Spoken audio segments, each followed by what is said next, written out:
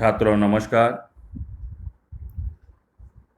आज हम लोग जो है 12वीं कक्षा की तीसरी कविता सच हम नहीं सच तुम नहीं पढ़ेंगे, जिसके कवि हैं डॉक्टर जगदीश गुप्त।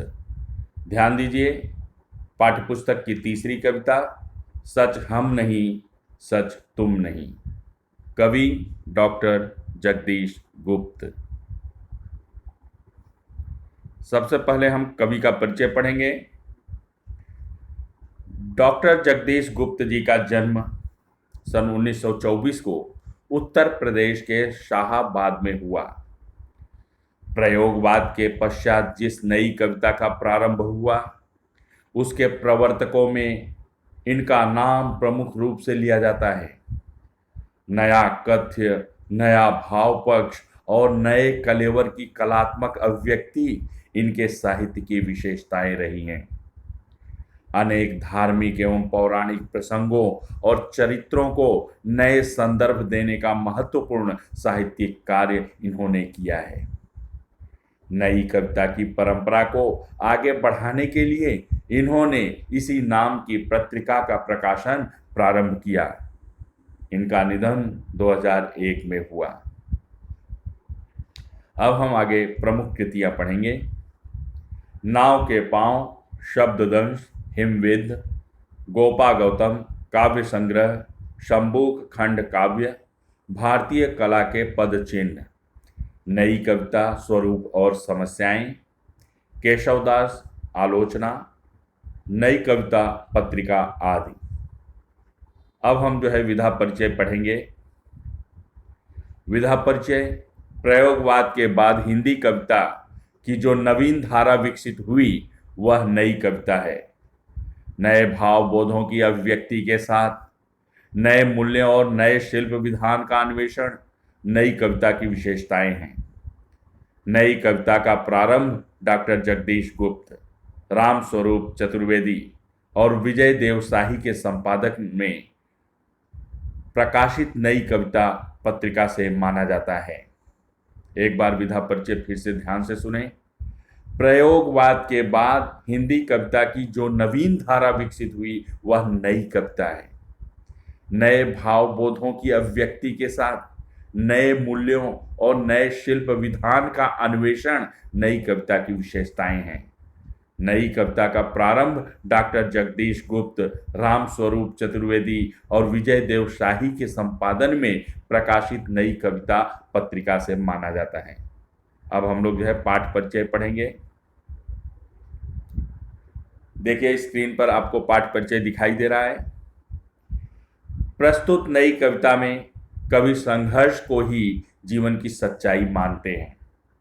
सच्चा मनुष्य वही है जो कठिनाइयों से घबराकर, मुसीबतों से डर कर न कभी झुके न रुके, परिस्थितियों से हार न माने। राह में चाहे फूल मिले या शूल, यहां पर शूल का अर्थ है कांटे, वह चलता रहे, क्योंकि जिंदगी सहज चलने का नाम नहीं बल्कि लीक से हटकर चलने का नाम है। हमें अपनी क्षमताएं स्वयं ही पहचाननी होंगी। राह से भटक कर भी मंजिल अवश्य मिलेगी। भीतर बाहर से एक सा रहना ही आदर्श है। हमें अपने दुखों को पहचानना होगा, अपने आंसू स्वयं पोंछने होंगे तथा स्वयं योद्धा बनना होगा। जीवन संघर्ष की यही कहानी है। हमने पाठ परिचय पढ़ लिया। जीवन की परिभाषा बतलाने का प्रयास किया गया है। वैसे तो जीवन की अनेक परिभाषाएं दी गई हैं। कहा जाता है कि परोपकार ही जीवन है, जीवन सुख दुख का मिश्रण है, जीवन एक युद्ध है, जीवन जन्म से लेकर मृत्यु तक का सफर है, जीवन एक संघर्ष है, आदि आदि। कवि ने भी यहाँ पर जीवन को संघर्ष माना है और जीवन पथ पर हमें लगातार चलते रहने चाहिए, यही संदेश दिया है। हमें लगातार जीवन पथ पर चलना चाहिए। यदि हम रुक गए तो समझो कि जो है मर गए। अब हम लोग जो है कविता की तरफ बढ़ते हैं। कविता की जो है पहला स्टेंजा, पहला पद हम लेते हैं। पहले कविता के जो है पद को पढ़ेंगे, उसके बाद उसकी व्याख्या करेंगे। सच हम नहीं, सच तुम नहीं, सच है सतत संघर्ष ही। संघर्ष से हटकर जिए तो क्या जिए, हम या कि तुम।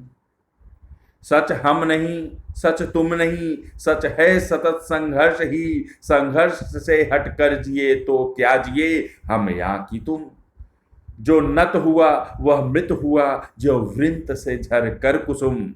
जो नत हुआ वह मृत हुआ, जो वृंत से झर कर कुसुम। जो पंथ भूल रुका नहीं, जो हार तेग झुका नहीं। जिसने मरण को भी लिया हो जीत, है जीवन वही।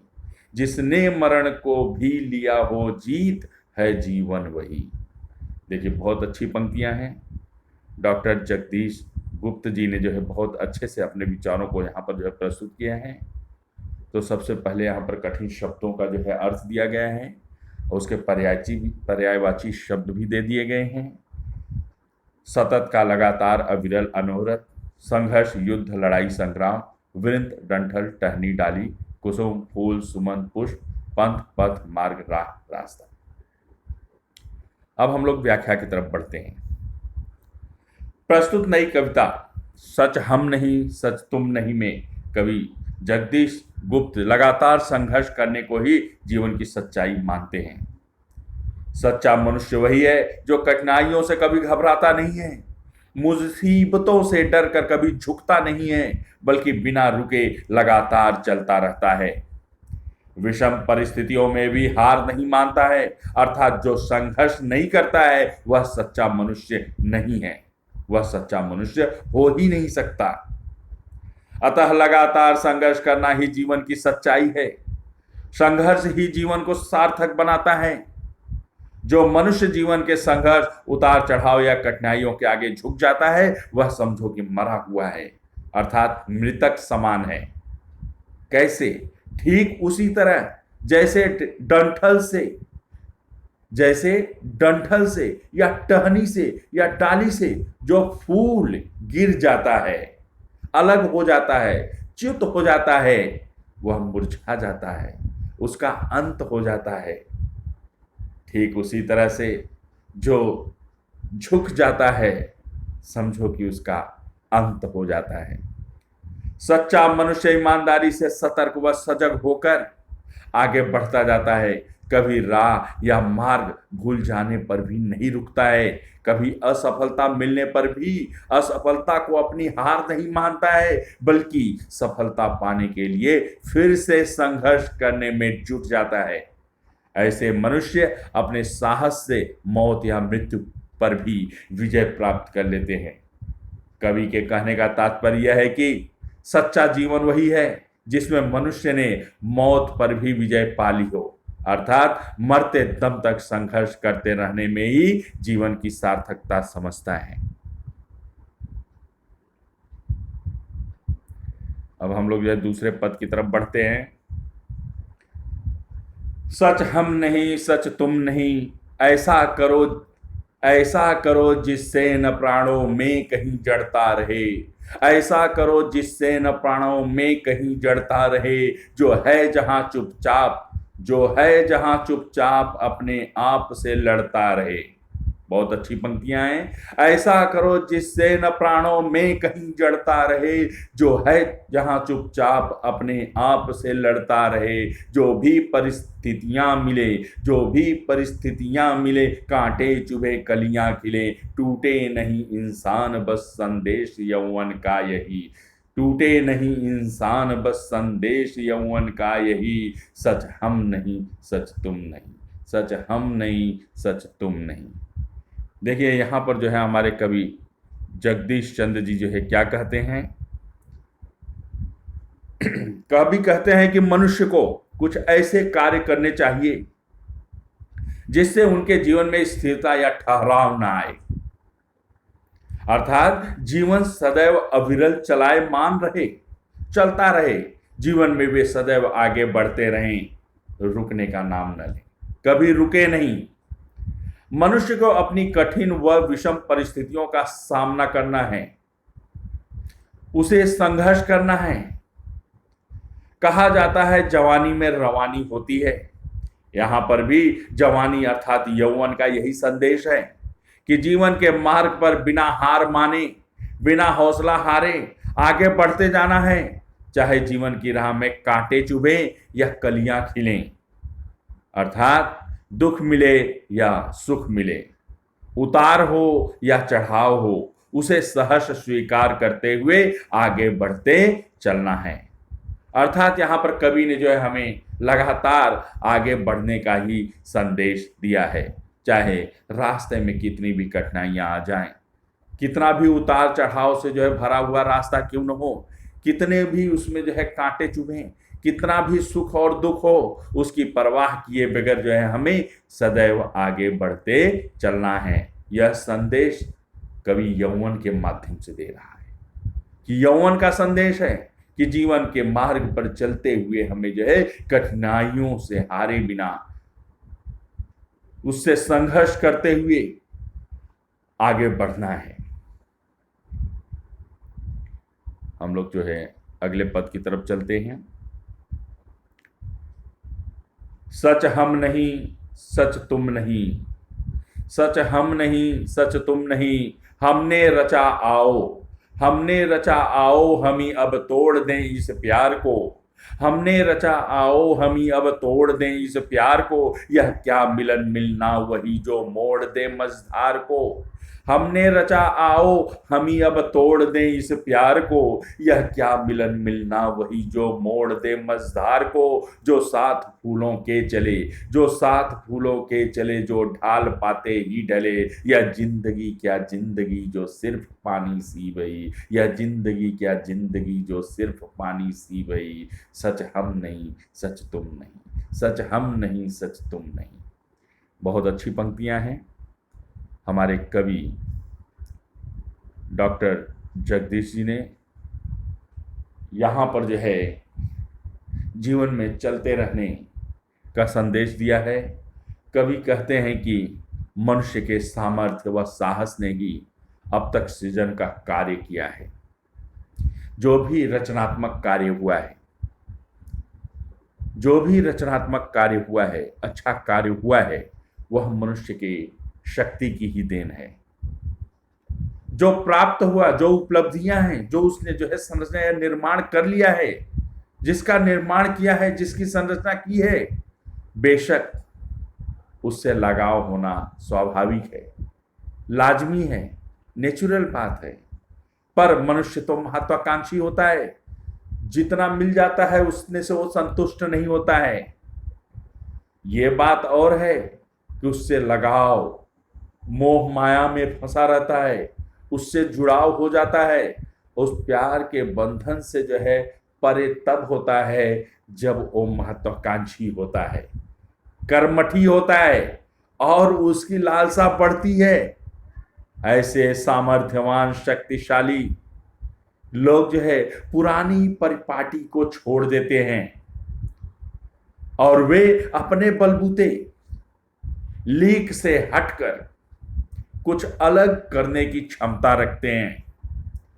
जो सामर्थ्यवान होते हैं वे असंभव को भी संभव बना देते हैं, कठिन से कठिन कार्य को भी आसान कर देते हैं। वह अपने बल, अपने पौरुष से नदी के बीच की शक्तिशाली जो जलधारा होती है उसकी भी दिशा को बदलने का दम खम रखते हैं। अर्थात कठिनाइयों में भी जीवन की दशा बदल देते हैं। विषम परिस्थितियों में भी वे अपने आप को जो है ढाल लेते हैं, उसे अपने अनुकूल बना लेते हैं, उसका डट करके वो सामना कर लेते हैं। ऐसे सामर्थ्यवान होते हैं, वे विषम परिस्थिति में या कठिनाइयों में हार नहीं मानते, हतोत्साहित नहीं होते, निराश नहीं होते, उदास नहीं होते। पर यदि जीवन में फूलों का साथ मिल गया, अर्थात बिना कठिनाई के ही, तो बेशक जीवन आसान लगता है, सरल लगता है, सहज लगता है। वो जीवन कैसा होता है? पानी की तरह। जिस तरह से जीवन पानी की तरह होता है, जैसे पानी जहाँ पे ढलान पाता है ढाल होता है उसी तरफ लगातार बहते चला जाता है, बिना किसी प्रयास के, बिना रुके। ये पानी का स्वभाव भी होता है नीचे की तरफ जो है बहते जाना। यदि हमारे जीवन में भी कुछ कठिनाइयां नहीं है, अड़चने नहीं है, सुख दुख या समस्याएं नहीं है, तो जीवन नीरस बन जाता है, उसमें रस नहीं रहता, उसमें आनंद नहीं आता। ठीक वैसे ही जब तक नदी या पानी बह रहा हो, बीच में चट्टान ना आए, रोड़े ना आए, अड़चने ना आए, मोड़ ना आए, तब तक जो है उसके बहाव में भी आनंद नहीं आता, तब तक उस पानी की शक्ति का भी लोगों को पता नहीं चलता है। ठीक उसी तरह से शक्ति या बहाव का पता तब चलता है जब जो है बीच में अड़चन आती है, रुकावट आती है, कठिनाइयां आती हैं। बेशक उससे आनंद मिलता है, उससे रस का निर्माण होता है। जब राह में रोड़ा या अड़चन या रुकावट आती है तो बेशक संघर्ष और कठिनाइयां बढ़ जाती हैं, और जब मनुष्य जो है संघर्ष करता है, कठिनाइयां कर सहता है, तो उसे जो है परम आनंद की प्राप्ति होती है। ऐसे जीवन में आनंद ही आनंद मिलता है। कहा जाता है कि अगर जीवन में सुख ही सुख हो, एक जैसा जीवन हो तो नीरस सा लगने लगता है, लेकिन दुख के बाद जो सुख मिलता है उसकी कद्र होती है, और वह सुख जो है मायने भी रखती है। इसलिए यहां पर जो है हमारे कवि महाशय कहते हैं कि यह जीवन जो है यदि कठिनाइयों से भरा हुआ है तो हमें उसे सहज स्वीकार करना चाहिए, क्योंकि जीवन एक संघर्ष है, और उस संघर्ष का सामना करने के लिए हमें हमेशा तत्पर रहना चाहिए, तैयार रहना चाहिए। चलिए अगले पद की तरफ हम बढ़ते हैं। सच हम नहीं, सच तुम नहीं, अपने हृदय का सत्य अपने आप हमको खोजना। सच हम नहीं, सच तुम नहीं, अपने हृदय का सत्य अपने आप हमको खोजना। अपने नयन का नीर अपने आप हमको पोंछना। आकाश सुख देगा नहीं, धरती पसीजी है कहीं, हर एक राही को भटक कर ही दिशा मिलती रही। बहुत अच्छी पंक्तियां हैं, एक बार फिर से सुने। सच हम नहीं, सच तुम नहीं, अपने हृदय का सत्य अपने आप हमको खोजना। अपने हृदय का सत्य अपने आप हमको खोजना। अपने नयन का नीर अपने आप हमको पोंछना। आकाश सुख देगा नहीं, धरती पसीजी है कहीं, हर एक राही को भटक कर ही दिशा मिलती रही। कवि डॉक्टर जगदीश जी ने यहां पर मनुष्य के हृदय की सच्चाई को स्वयं खोजने के लिए कहते हैं कि मन के अंदर की जो सच्चाई है उसे हमें खुद खोजना होगा, और हमें अपना मार्गदर्शन स्वयं करना होगा। अपनी सहायता, अपनी मदद हमें खुद करनी होगी, क्योंकि दूसरा कोई हमारे मन की बात समझने या हमारी सहायता करने के लिए नहीं आएगा। अतः दुख के समय में हमें स्वयं को सांत्वना देनी है, अपने आप को दिलासा देना है, अपनी आंखों के आंसुओं को हमें खुद पोंछना है, क्योंकि यहां पर जो है दूसरों का दुख दूर करने के लिए कोई नहीं आता है।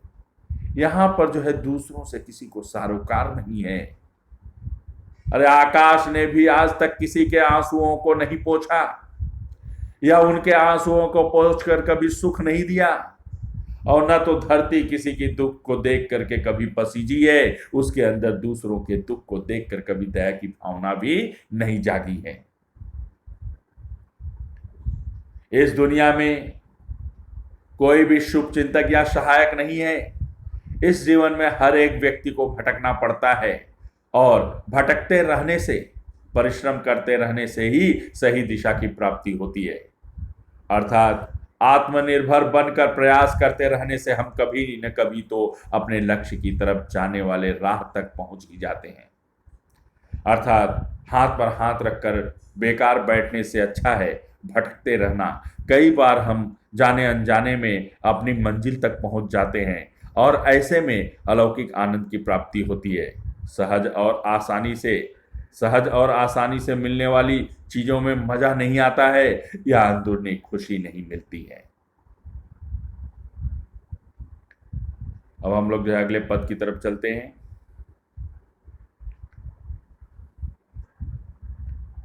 ये अंतिम पद है। सच हम नहीं सच तुम नहीं, सच हम नहीं सच तुम नहीं, बेकार है मुस्कान से ढकना हृदय की खिन्नता, बेकार है मुस्कान से ढकना हृदय की खिन्नता। आदर्श हो सकती नहीं तन और मन की भिन्नता, आदर्श हो सकती नहीं तन और मन की भिन्नता। जब तक बधी है चेतना, जब तक बधी है चेतना, जब तक प्रणय दुख से घना, जब तक बधी है चेतना, जब तक प्रणय दुख से घना, तब तक न मानूंगा कभी, तब तक न मानूंगा कभी इस राह को ही मैं सही, तब तक न मानूंगा कभी इस राह को ही मैं सही। सच हम नहीं सच तुम नहीं, सच हम नहीं सच तुम नहीं। नाव के पांव कविता संग्रह से इस कविता को लिया गया है। हम लोग जैसे अंतिम पद की व्याख्या देखते हैं।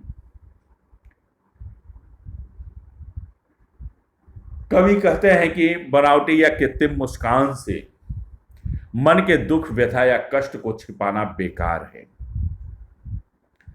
कहना क्या चाहते हैं कि हमें अपने मन की पीड़ा को बनावटी मुस्कान से छिपाने की कोशिश नहीं करनी चाहिए। हमें सच्चाई को सहजता से स्वीकार लेना चाहिए, उसे छिपाने की आवश्यकता नहीं है। अर्थात मनुष्य को अपनी पीड़ा छिपाने की जरूरत नहीं है। उत्तम और श्रेष्ठ वही होता है जिसके तन और मन में मेल हो, समानता हो। ऐसा नहीं कि चेहरा कुछ और कह रहा है, अंदर से कुछ और है। कहने का तात्पर्य कि मन के अंदर, हृदय में और बाहर चेहरे पर जो दिखाई दे रहा है, दोनों में समानता होनी चाहिए, दोनों में भिन्नता नहीं होनी चाहिए कि हम मन में पीड़ा को छिपा करके चेहरे पर जो है अनायास मुस्कान या प्रसन्नता की झलक दिखलाएं। इस तरह की जो है दोहरे चरित्र को अपनाने की जरूरत नहीं है। मन में कुछ होना और चेहरे पर कुछ और दिखना उचित नहीं है। हमें इस सत्य को स्वीकार कर लेना चाहिए कि हम जैसे अंदर हैं वैसे ही बाहर रहेंगे। और जब तक मैं जीवित हूं और जब तक मेरा साथी दुख ही दुख है, तब तक इस जीवन राह को सही नहीं मानूंगा। कहने का तात्पर्य कि मैं बनावटी जीवन नहीं जीऊंगा, मैं अपने मन में पीड़ा को दबा के नहीं रखूंगा, मैं खुल करके जीऊंगा। क्योंकि दुख तो हमारे जीवन का अभिन्न अंग है, उसके बिना जीवन संभव ही नहीं है। फिर मैं उसे छिपा कर क्यों रखूं और बाहर से जो है अपने दुख को या दुख रहित रहने का जो है कृत्रिम भाव क्यों प्रकट करूं। फिर भी मनुष्य सुख पाने की लालसा में सदैव प्रयासरत रहता है। कभी कहते हैं कि परिस्थिति कैसी भी हो, जीवन घोर दुखों से क्यों न भरा हो, पर हमें तब तक चलते रहना चाहिए जब तक लक्ष्य की प्राप्ति नहीं हो जाती है। जब तक हमें जीवन लक्ष्य की प्राप्ति नहीं हो जाती है, तब तक हमें जो है हार नहीं मानना है। जीवन में कितने भी दुख क्यों न हो, हमें उन दुखों के सामने जो है नतमस्तक नहीं होना है, झुकना नहीं है। कहने का तात्पर्य है कि संघर्ष करने वाला ही जीवन का लक्ष्य प्राप्त करता है। अतः कवि डॉक्टर जगदीश चंद्र यहां पर जीवन में संघर्ष करते रहने का संदेश देते हैं। मुझे पूरा विश्वास है कि सभी छात्रों को कविता समझ में आ गई होगी। यदि फिर भी किसी कारणवश कविता या कविता का कुछ अंश, व्याख्या नहीं समझ में आया है, कहीं पर कोई कठिनाई है, तो बेशक आप अपनी शंका, समस्या या कठिनाई से मुझे अवगत कराएं। मैं उस समस्या का समाधान करने का पूरा प्रयास करूंगा। धन्यवाद। जय हिंद।